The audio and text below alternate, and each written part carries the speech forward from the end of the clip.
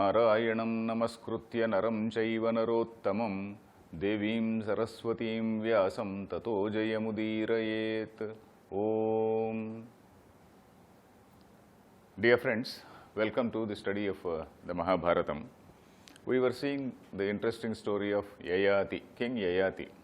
King Yayati, if you just recall, he suddenly became old. He was cursed by Shukracharya and instantly became old with all wrinkles on his body, wrinkles on his face. And then he exchanged his old age with the youth of his son. His son's name was Puru, the fifth son. The older sons, the four older sons, they did not agree. They didn't agree for the exchange of youth and taking the father's old age and then exchanging their youth. And the last son, he said, okay, fine, you take my youth. And then Yayati enjoyed for a long time and then again gave back the youth of this boy, Puru, to him. And then he assumed his old age. And then again he taught some good manners and morals to his son. And then he was a Dharmika king. No doubt he exchanged his youth and then he was indulging in sensual pleasures and all that, but he was ruling in a very judicious manner. And thereafter, after getting back his old age, he did this Vanaprastha, that is, he went to the forest, giving away the kingdom to his son. And there he did a lot of tapas, and from there he went to heaven. And there, in conversation with Indra, so Indra, at one point of time, he asked, okay, what all, do you think that there is anybody who is equal to you in tapas? Then this man, he said, no, I don't find anybody. Either he was saying, Naham deva manushyeshu, gandharveshu maharshishu. No, I don't find anyone who is equal to me, either among devas or gandharvas or rishis. I did a lot of tapas, he said. Then Indra said, now that spiritual pride, what is called that hubris, that is very much in you, and that is not something which is good, and that is something which is one of the sins. That spiritual pride is a great sin, and it destroys all the punyam.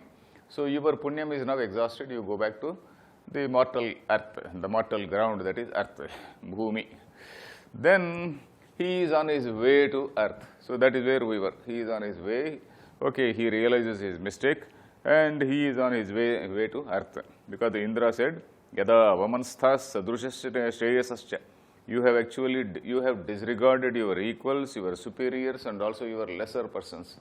That is, the moral is that we are not supposed to disregard. Even if you are a great man, a learned man or a virtuous man, you are not supposed to disregard either your equals or your superiors or even ordinary people who may not be equal in any manner. You should not disregard anybody. So that is the idea here, that is the point here. And while coming back, then after all, he was a great tapasvi, there is no doubt about it. He had done a great tapas. And while coming back, the people on the ground, and while coming back, he also asked for a boon from Indra. Okay, anyway, I am going down to earth. Let me not fall among sinners. Let me fall among those people who are virtuous people. So Indra said, okay, fine, you will go and then you will go to some virtuous people only. And then again, while Indra was still coming back, the people on earth, who are they? Incidentally, they happen to be the grandchildren of the same Yayati. The grandchildren of the same Yayati, one person called Ashtaka and one or two other people. They ask him, oh, who are you? You are descending from earth. You are having such great luster on your face, and then why are you falling from heaven? Then this man explains, oh, this is what has happened, and then I was very proud, and hamhi purvo vayasa bhavadhyah. Then I fell from heaven because of my pride in my tapashakti. So that is the reason why I am falling from ground, etc. Then there is a long discussion which takes place between him and his grandson. Grandson means that is daughter's son. Then that long discussion about on various ethical issues. And here he talks about various things. All these ethical issues I will not read. That boy asks, that Ashtaka asks, what are all the lokas you went? So he describes various lokas. He describes what is called the Indra Loka, Then again he describes some other loka, Durlabhamaina, that Prajapati loka. What is this Prajapati loka? Is above this Indra loka. And again he also seems to have gone to what is called Brahmaloka. And there at that time, then all this conversation took place, and from there he came down to earth. So here, one point we have to note here is, this particular chapter is illustrating a particular point which we find in the Bhagavad Gita. In the Bhagavad Gita, there is what is called the description of what is called Punyam and Papam, and how our Punya Karma and Papa Karma, they give rise to various births and whatnot. So this Punya, because of this Punya Karma, a person attains some Punya Loka. And because of the Papa Karma or sinful deeds, a person goes to what are called hellish regions. So, and among these heavenly worlds, again there is some sort of gradation. There are certain heavenly worlds from where your return is very, very certain. And there are certain there is one particular place called Brahmaloka, from where for people who go there by purifying their minds, after perfect purification of their minds, who go there, for them there is no return from the Brahmaloka. But for those like kings, etc., who do great yajnas, great yagas, Ashwamedha yaga and various other things, and then go to that place, they stay there for some time, and after their punya is exhausted, they do come back. So that is the uniqueness of Brahmaloka. The people who go to Brahmaloka are of two types. One type is those who do tapas, and then who have absolute self-control, and then who master their mind and then control their passions, and then who purify their mind and then go to that loka. And other branch is those who go by performing great yajnas, great Ashwamedha yaga and some other yaga, and giving various donations, charity. By doing all this dhanam, etc., they get a lot of punyam, and by virtue of that punyam, they attain that loka. But then they have not attained that chitta shuddhi or purity of mind. So that is the reason why they have to come back. So throughout our literature, throughout our books, whether it is Upanishad or whether it is Itihasa, the main point which is stressed is a person should attain that purity of mind. So purity of mind is most essential for this sadhana in the spiritual path. The most important thing is purity of mind and not the intellectual capabilities. A person may read all the Upanishads, a person may master all the arguments in the Upanishads and commentaries and whatnot, but if he doesn't have that mastery over himself, if he does not conquer, if he does not, conquer is the right word, conquer the kama, krodha. Kama is the desire, and also anger, hatred, jealousy, and all these things. That is what all these are called chitta mala. Mala means all this dirt which is there in the mind. So unless one eradicates this dirt in the mind, one cannot be said to have achieved that purity of mind. So only with this purity of mind a person can stay there in that Brahmaloka, and there he gets enlightened. So that is what our books say. And don't question me whether you have seen this Brahmaloka, etc. You can take it figuratively. If you are able to believe in it, you believe in it. Otherwise, you take them in a figurative way. The idea of the poet, the idea of our text is to say that a person has to attain that purity of mind. So here, what we see here is a sort of illustration of what we find in the Gita.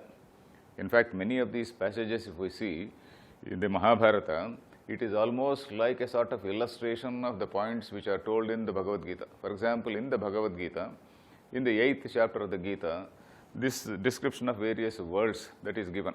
So there are certain worlds from where there is a certain sure return, and this Brahmaloka is a place from where for some people there is return, and for some other people they don't, and there is no return. So here we are seeing a king who has done very great sacrifices and whatnot, but then he has not attained that purity of mind, and then he still has that element of ego, and for that reason he is coming down to earth. And of course Indra is telling him, okay, you will be there for some time and again you will come back, because that ego is something, it is not such a great, of course it is a great disqualification, but still he says, you will overcome it and again you will come back. Pratishtham yatra labdhasi bhuyaha, he says, Pratishtham labdhasi bhuyaha means you are going to get back your eminence and fame.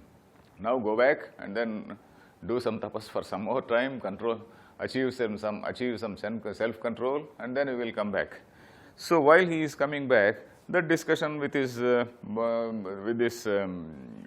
with his grandchildren, that takes place, and here there are very many shlokas relating to all this, very many shloka, that is verses relating to what is virtue, etc., etc. I will just read a couple of verses only, just to give a sample, because many of these chapters I am just skipping. So, for example, this Yayati says, Punya, he says, Tapascha Danancha Shamodamascha Hrir Arjavam Sarvabhutanukampa Swargasya Lokasya Vadanti Santaha Dvarani Saptaiva Mahanti Pumsam. He says, there are 7 doors to the heaven. What are these 7 doors? Number 1 is tapaha. Tapas is austerity. Austerity and tapa. Tapa, actually, the root meaning or etymological meaning of the word tapa is alochana. That is, contemplating in a logical manner about the nature of reality. That is what is called tapaha. Tapascha, dhanamcha, dhanam is charity. Shamaha, damascha, shama is control of mind, dama is control of the senses. Shama, dama, they are very interesting words, you see. You may have control on your senses, but then you may not have control on your mind. That is, when you look at something, your mind runs after it. But then if you run after it, you may be thrashed by other people. So you just control yourself. But then the mind is running. So controlling the mind again is a higher thing. So that is Shama, Shamo Damasya. Hrihi, Hrihi is modesty, Arjavam, straightforwardness, Sarva Bhutanukampa, compassion for all the beings. Then these 7 things, they are the doors for heaven, he says. Then again, what are the dangerous things or disqualifications? The disqualification, the main disqualification here is ego. And whatever is done with ego, what are they? Chatvari karmanya bhayankarani bhayam prayachyantya yatha krutani managnihotramuta manamaunam. He says mana agnihotram. Mana is with a lot of pride, I am performing a particular yajna with a lot of pride, I am the greatest man, I am doing such a great yajna, etc. And then mana maunam, okay, I am a great muni and I am a great person who is doing all these austerities, etc. Then manena adhitam. Manena adhitam means I am a great scholar, that is manena adhitam, uta mana yajna, and again performing great yajnas, and then I am saying that I have performed the greatest yajna, etc. So these are all the most greatest disqualifications. We'll just take a break and come back.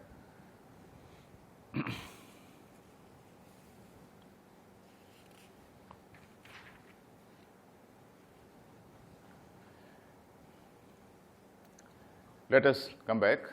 So in all these chapters from 89 to 93, there is a discussion between this Yayati, King Yayati, and his grandson named Ashtaka. Yayati Ashtaka Samvadam it is called. So this Ashtaka, young boy, he is asking that grandson about various things. The Ashtaka also is a very disciplined person, and he is asking his grandfather about various things. And then this man is replying, and he is talking about what is Vanaprastham. Vanaprastha is retreat to the forest. Retreat to the forest, and then how a person has to lead a very, very simple life, and then he has to contemplate on the nature of reality, etc. Then again, for example, he says one thing that is in chapter number 91, shloka number 9. He says, chapter number 91, in case you are having a book, Aranye vasato yasya gramo bhavati prushtataha Grameva vasatoranyam samunihi syad janadhipa. He says, for example, suppose I want to do some vanaprastha. In olden days, of course, the moment you go out of the city, the moment you go out of the town, the whole world was a jungle in olden days. And even that jungle was not uninhabitable.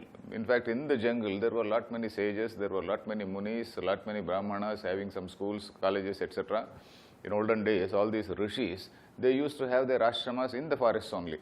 So, aranye vasato, a person could go to forest. Nowadays, you cannot go to a forest. In the forest, you don't find anything. In fact, in the city only, you have all the things. Here, Yayati says, aranye vasato yasya gramo bhavati pushtataha. A person who retreats to the jungle. And then, gramo bhavati pushtataha means the entire indriya grama, all the vishaya, all the sense organs are absolutely under control, and all the worldly pleasures are kept behind.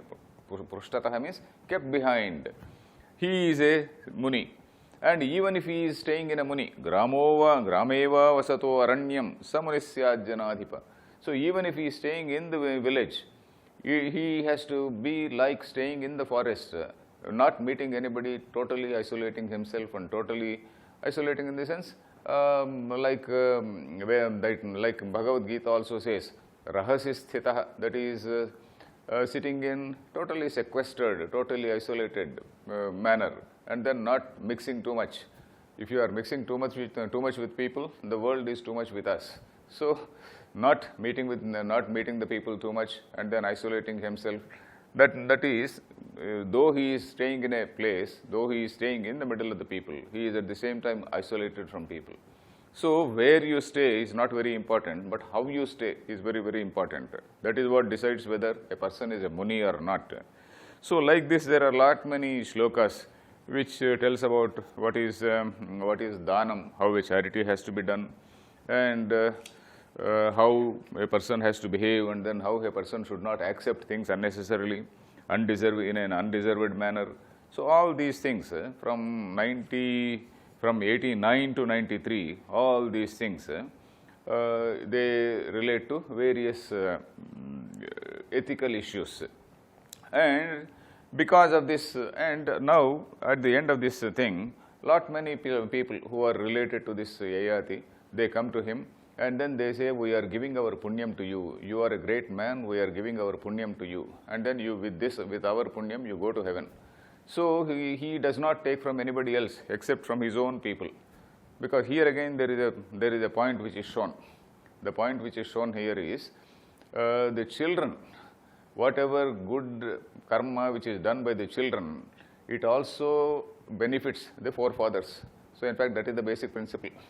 The reason why we say that there is what is called Rushi Runam, Deva Runam and Pitru Runam. I think I told about these things. Pitru Runam is a person has to get married, a person has to beget children, and then he has to train them in a proper manner, and train them in the sense in a virtuous manner, so that they continue this process of dharma. The idea of having children is to perpetuate dharma.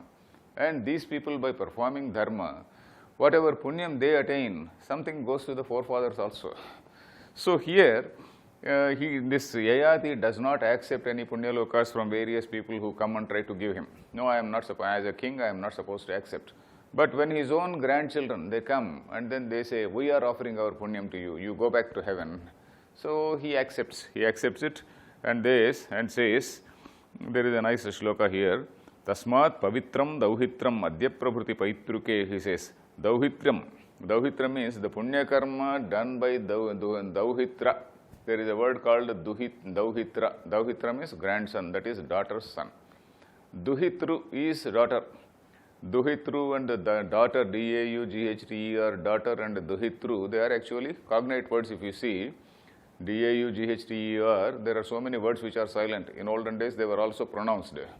So these silent words, if you pronounce, silent letters, if you pronounce, that becomes Duhitru only. And even in Persian, that is Dokhtar. Persian word is Dokhtar, which has now come into Urdu. Urdu also they say Dokhtar only. So that is daughter. The daughter, Duhitru, Dokhtar, all these things are cognate words. The son of Duhita is Dauhitra. That is, Dauhitra is grandson through the daughter. So here the point which he says is, the punya karma done not only by the son's son, but also by the daughter's son can benefit the forefather. So that is the reason why when we offer this Shraddha, etc., when we offer during the new moon day, that is what is called Amavasya day, many religious people, they offer what is called Tilodakal. Tilodakal means that is along with some til seed, sesame seed. Til is, what is that? Yes, sesame seed, I think. So with that, you pour some water and then you offer in the name of, maybe if the grandfather is no more, in the name of the grandfather. Suppose the grandmother also has died, in the name of the grandmother, in the name of father's father, in the name of mother's father, etc. All the whom all you remember, you offer some water. So this is one custom, basically to remember that great tradition. Oh, my grandfather's tradition was this. My mother's father, the tradition was this. I am supposed to keep up the tradition. Basically, it is a question of reminding himself whether this water really goes to him or not. We do not know. We can't challenge and then we can't prove it. So, whether this sesame seeds which this man is offering, whether these seeds will go to him or not, we do not know. But then our texts say, and very orthodox people, they regularly do that. They regularly, in fact, there are people who do daily Pitru Tarpanam. There is what is called Pitru Tarpanam every day. That is called Pitru Yajna. Pitru Yajna is one of the mandatory things, one of the mandated things for an orthodox person. So there are some people who do that. So this thing, whether it really goes to him or not, we do not know. But then this man is reminding himself, I belong to this great tradition. I have to fulfill I have to follow this dharma. So that is the point which we see here. Then these people, they give their punyam to him, and he again, there is a heavenly, what is this, a chariot comes, and then in that heavenly chariot, this Yayati rises up to heaven. So that is what we see here. And that Yayati, we know that Yayati had installed his son named Puru, P-U-R-U, Puru. Puru is the name of his son. That is the fifth son who accepted his old age and exchanged his youth.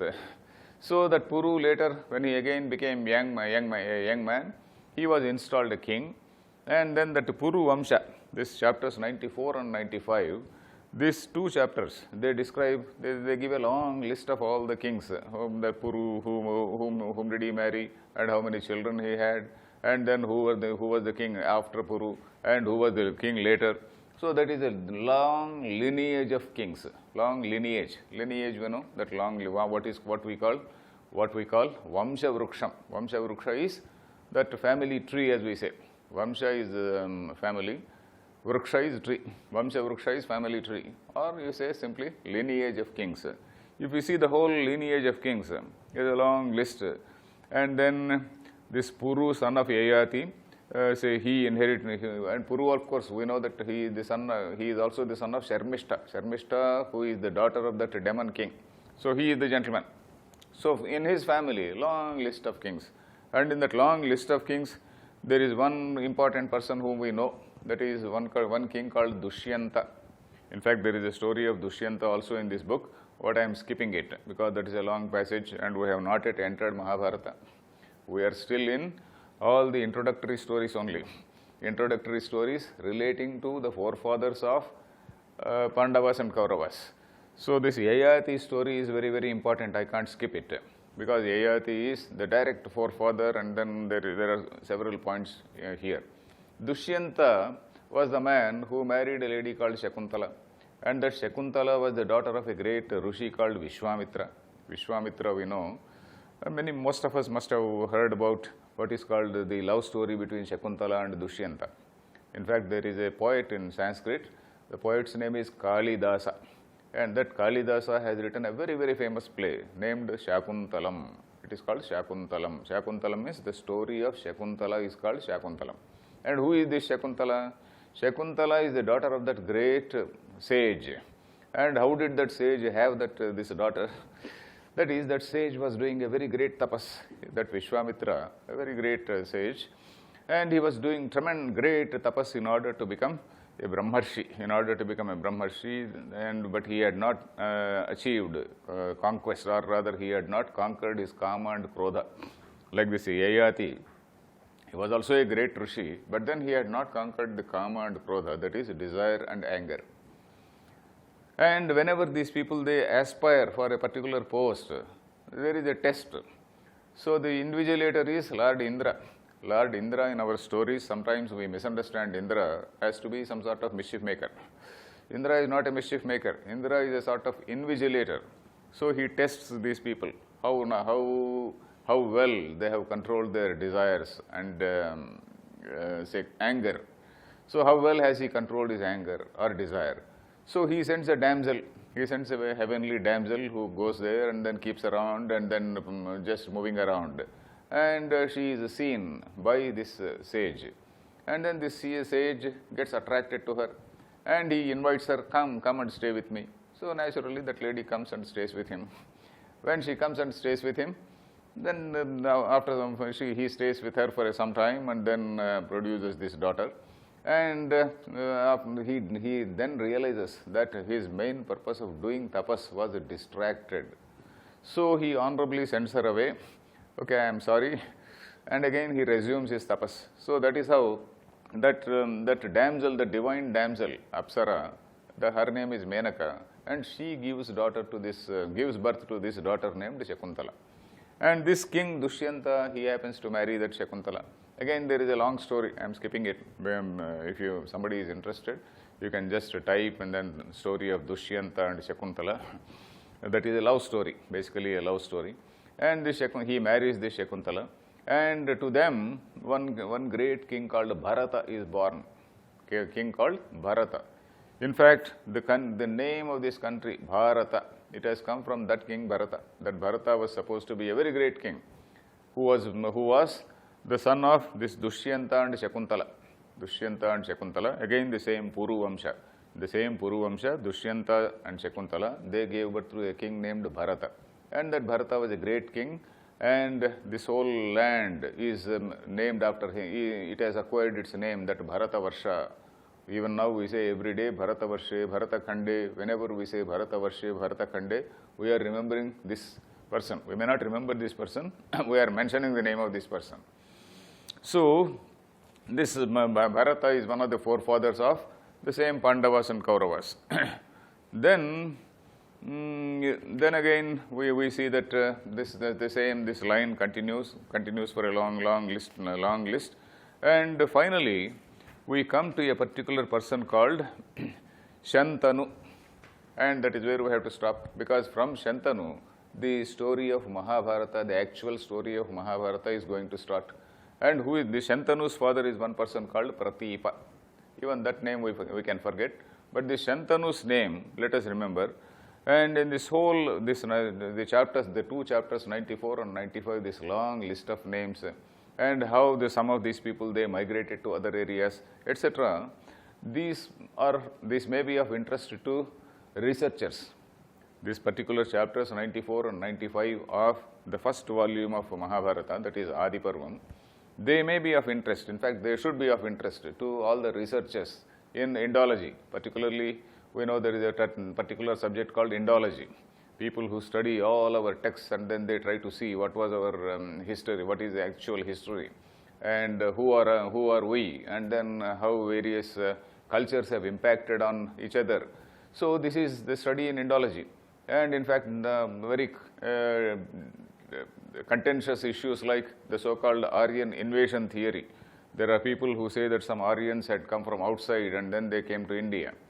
And then the local Indologists, they very passionately they refute it. They say, no, Aryans did not come to India. In fact, from India only the people went out. That is called out of India theory.